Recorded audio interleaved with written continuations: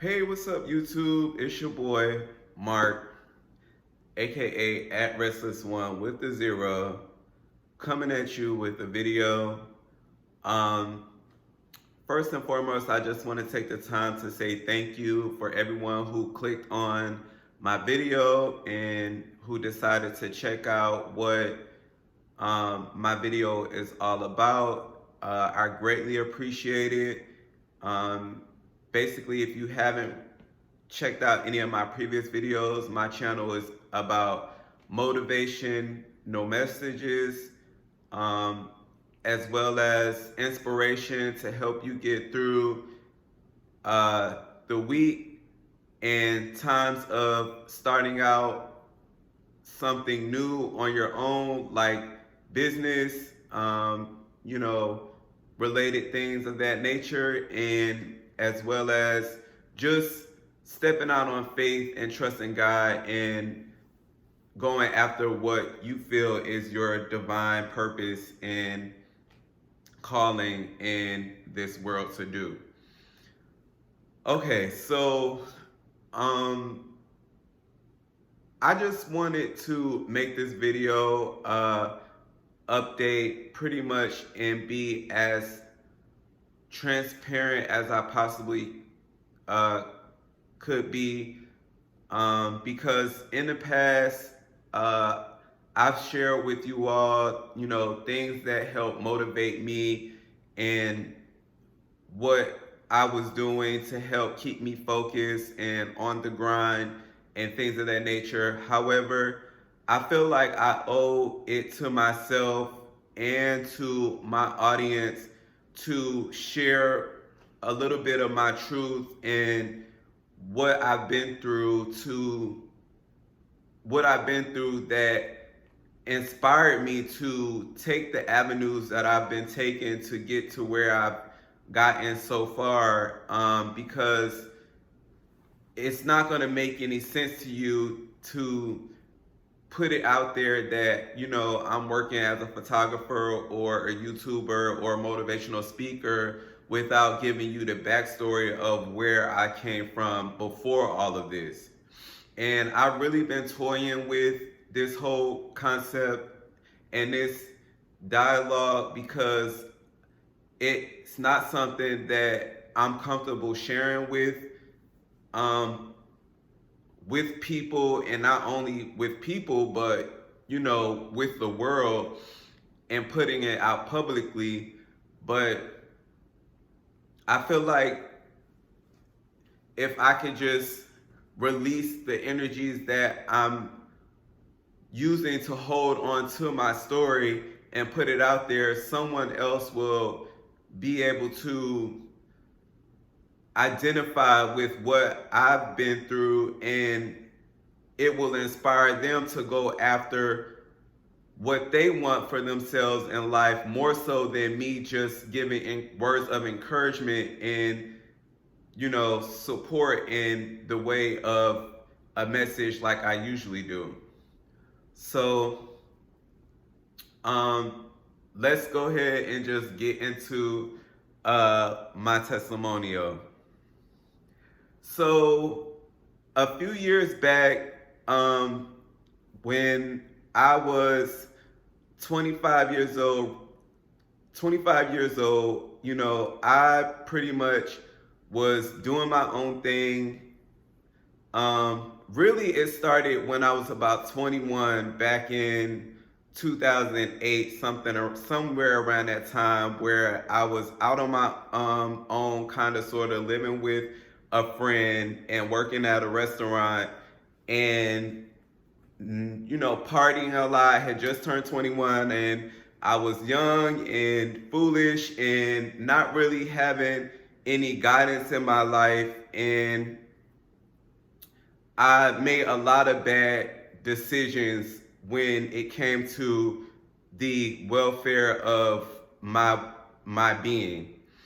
And those things started to have a trickle effect from 21 to about 25, which is when pretty much the shit hit the fan, and I got arrested for simple robbery and aggravated assault. And at that time, I was really going through a difficult period in my life. I felt like I was abandoned. I felt like my family wasn't there for me. I felt like my friends had all left me and were doing their own thing and living their lives and just completely forgot about me, when at one point I was surrounded by friends and having a good time and partying and drinking and, you know, making good money, and all of that just came to an end.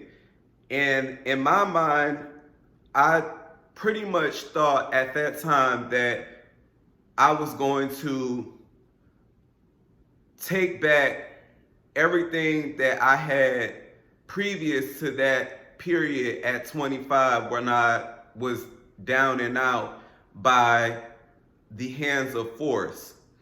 And so what I ended up doing was I pretty much hijacked a car without an actual weapon, if that makes any sense. So I don't know if you've ever heard of, I guess it's called like, I don't know the term for it, but what I actually did was, there was this lady in a shopping plaza that was packing her car up. She was at the laundromat and she was packing her car up for to put her laundry inside the back seat. And I noticed that the door to the driver's side was open, and I didn't know whether or not the keys was in the car or if the car had been started up or not. I just saw an opportunity to take this woman's car and, you know, use it to get to a place that I thought would be conducive to where I wanted to go.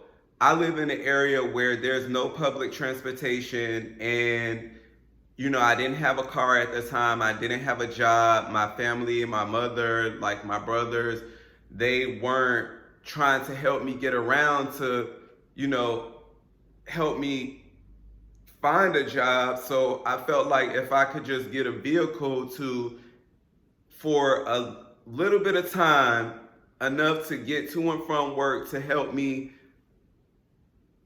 make some money, then I would eventually be able to retain and regain all of the things that I once had before I, you know, hit rock bottom. So I observed the lady for a little while. I was scouting out the area. I saw her. When I saw the opportunity, I jumped in the car, and it was crunk up. The keys were in it, and I drove off. In addition to that, the lady retaliated and pretty much tried to stop me from taking her car by jumping in the back seat and, you know, trying to get me to stop from what I was doing. And I was so in the moment and so like out of my mind that I actually pushed her out of the car and kept going. And that's how I basically got my charge of aggravated assault and simple robbery. That was back in 2010, and I immediately went to jail and was facing 20 years of prison. And well, basically what they do is it's 20 years, but you have to do 10 in prison, then you do 10 on probation. I had never been in trouble before besides like minor traffic violations. And Um, so this was my first serious offense. And when I went to jail, the county jail, it was like a really rude awakening. I was thrown into a cell with three other people. Mind you, there's only two bunks in the cell. Like, people are sleeping on the floor. Like, it's overcrowded. It's like nasty in there. It's just ridiculous. Like, and I'm still like out of it at this point, not knowing what is happening with myself and not being consciously aware of the actions that I uh, am taking. So ultimately, I was in the county jail for about 7 or 8 months, and I finally, was able to get in contact with my mom during that time and talk to her. And she was upset. My family was upset. They couldn't believe that I had done the things that I had done, but nonetheless, they began to support me and encourage me to get my life back on track. So I ended up getting a lawyer, a paid attorney, to help me fight my case, which was just like no type of support from the attorney whatsoever. I didn't even meet the attorney. She sent a representative to the courthouse to represent me on my court date and basically got $5,000 out of us, within a matter of, 45 minutes. So I ended up getting sentenced to 10 years probation and going under the First Offenders Act. And basically what that is, had I completed my probation of 10 years without getting into any other altercations, then I would have gotten my my conviction expunged, and it would have been off of my record. To make a long story short, I was unsuccessful at that. I ended up getting into trouble again in New Jersey around 2013 after, running away from home and feeling neglected again and depressed and just basically not cared for like I thought I should have been. And as a result, I ended up assaulting an innocent person on the streets of New Jersey. And that is what sent me to 5 years of prison in New Brunswick, New Jersey. So it's just really hard and difficult for me to talk about this because I don't really share these stories with people, but I'm trying to be a little bit more transparent about what I've been through, because I know that my story is not the only story that is out there. There's other people who have been in the same situations where they felt like I felt and turned to both violence and stealing and crime and things of that nature, and felt like they had to do what they had to do to get where they need to get to. And I'm just here to say that you don't have to feel alone whenever people turn their back on you. It's really a point that it's okay to feel like people don't get you, And a lot of the feelings that I had within myself stemmed from me having issues with mental health. And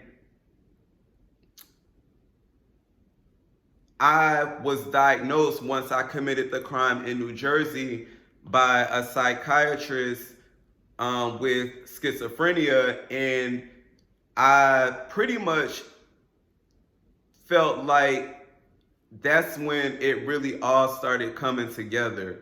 Like, that's why I started having these feelings of insecurities and feelings of doubt and feelings of neglect, because it was something psychologically that was going on in my head where it was causing me to have these racing thoughts, have these thoughts of um, paranoia and things of that nature, and you know, thoughts that I was hearing stuff and voices telling me to do certain things that I shouldn't have been doing and things of that nature. I don't know the whole gist of schizophrenia and things of that nature. I don't know a whole lot about mental health. I'm not a doctor. I only know what my experience was and what I have been through after being told that I was schizophrenic. It kind of put things into perspective. So a lot of it, I'm not making excuses for what I did, and I'm not saying that schizophrenia was the sole reason that caused me to go out there and cause harm to innocent people. I'm just saying that some of the things that led up to me doing that had to do with a lot of my psychological thinking when it came to my actions. So, you know, it's a burden that I have to carry for the rest of my life, knowing that I've violated innocent people, but God is not through with me yet. And He's not through with you either yet. And by me sharing my story and telling people what I've been through, I feel like this will help me be a little bit more open when it comes to helping other people achieve what it is that they are looking to do when they run into times of difficulty. I just want to use my message to help people, inspire men and women to know that what you've been through is not who you are. The mistakes that you have done in the past, you don't have to hold on to that. I'm a living testament. Right now, I'm actively in college. I work a full-time job. I make my own money. I'm a vice president of a investment group. Right now, I'm a faithful church member, and I'm doing positive things to help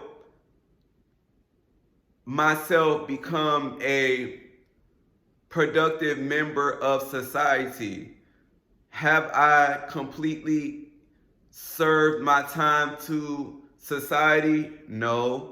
I'm still actively on probation until April 2021. But after the incident of New Jersey, I have never been back to prison. I haven't committed any other crimes, and my recidivism percentage of returning back to jail has decreased. I'm working on paying restitution, which is the fees that I have to pay the lady whose car I stole, because as a result of stealing her car, I ended up totaling it, and now I'm responsible for paying for her vehicle through the courts.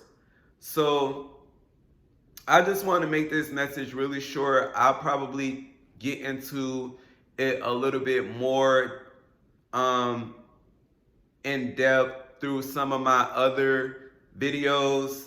I never really talked about this with anyone other than a few friends, and it still, is a little area that is a soft spot for me. But just look at this video as a way to utilize your own story and testimony to help those who have been in the same situation that you have been in. Your situation may not be exactly the same as mine, but you have your own unique story and testimony, and somebody out there needs to hear it, because you are a living testament that we can get through adversity, we can change, and we can come out on the other side victoriously.